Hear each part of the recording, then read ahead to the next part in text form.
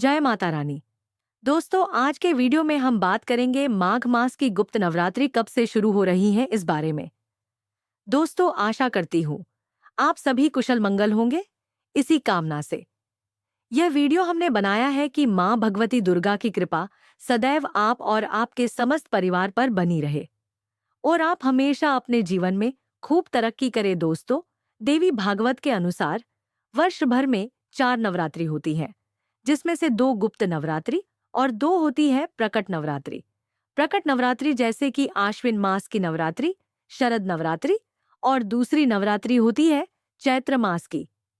तो ये 2 नवरात्रि प्रकट होती हैं, जिसे हम सभी बहुत धूमधाम से मनाते हैं और जिसके बारे में सभी को पता होता है। और इसके अलावा होती है 2 गुप्त नवरात्रि, जो कि माघ मास में और आषाढ़ मास में मनाई जाती है। गुप्त नवरात्रि का अर्थ होता है जिस नवरात्रि के बारे में अधिकतर लोगों को जानकारी नहीं है। माघ मास की नवरात्रि बहुत ही खास होती है। यह नवरात्रि माघ गुप्त नवरात्रि तंत्र मंत्र, गुप्त सिद्धियों और 10 महाविद्याओं की साधना के लिए महत्वपूर्ण है, जिससे आध्यात्मिक शक्ति, धन, सुख, समृद्धि और शत्रुओं पर विजय प्राप्त होती है। क्योंकि इस दौरान देवी दुर्गा की उग्र शक्तियों को जागृत किया जाता है। जो तांत्रिक लोग होते हैं वह इस नवरात्रि में तंत्र करते हैं, क्योंकि यह समय तंत्र साधना, विशेषकर 10 महाविद्याओं जैसे कि काली, तारा, षोडशी, भुवनेश्वरी, भैरवी, छिन्नमस्ता, धूमावती, बगलामुखी, मातंगी और कमला को समर्पित है, जिससे गहन आध्यात्मिक अनुभव और ज्ञान मिलता है। यह ऐसा समय होता है जब अगर किसी की कोई आर्थिक समस्या है या कोर्ट कचहरी का चक्कर है, तो आप इस नवरात्रि में किसी भी मंदिर में हवन करके अपना काम बनवा सकते हैं, क्योंकि यह नवरात्रि कानूनी विवादों और शत्रुओं पर विजय पाने के लिए विशेष फलदायी होता है। तो आइए जानते हैं कि साल 2026 में माघ मास की ओर साल की पहली नवरात्रि कब से शुरू हो रही है। इससे पहले अगर आप हमारे चैनल पर नए हैं और आपको यह वीडियो थोड़ा सा भी पसंद आए, तो वीडियो को लाइक करें और चैनल को सब्सक्राइब जरूर कर दें।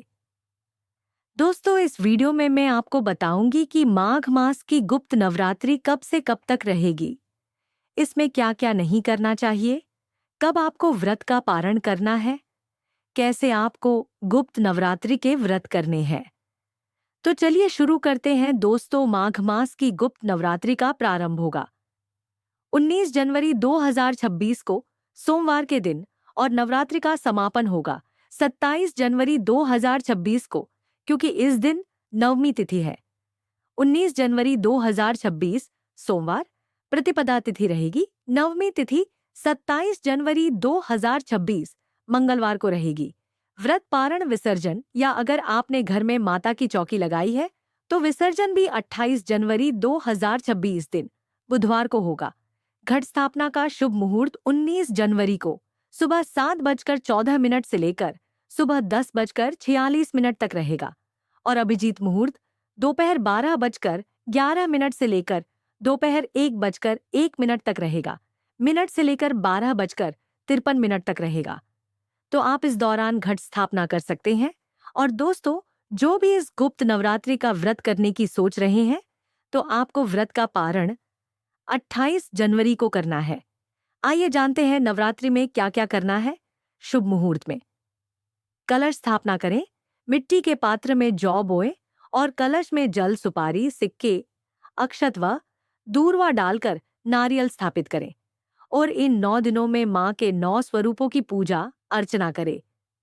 आपको इसमें नवाण मंत्र का जप करना है, जैसे ऐं ह्रीं क्लीं चामुंडाय विचे का जाप करें और अपनी मनोकामना के अनुसार अन्य मंत्रों का जप भी कर सकते हैं।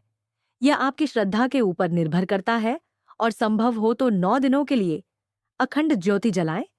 व्रत में सात्विक भोजन करें और लहसुन प्याज का सेवन न करें।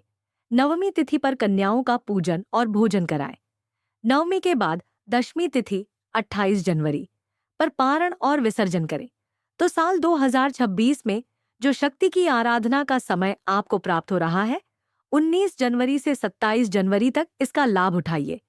विधि विधान से मां भगवती दुर्गा की पूजा कीजिए और जितना हो सके नवाण मंत्र का जप कीजिए। नवाण मंत्र महामंत्र है।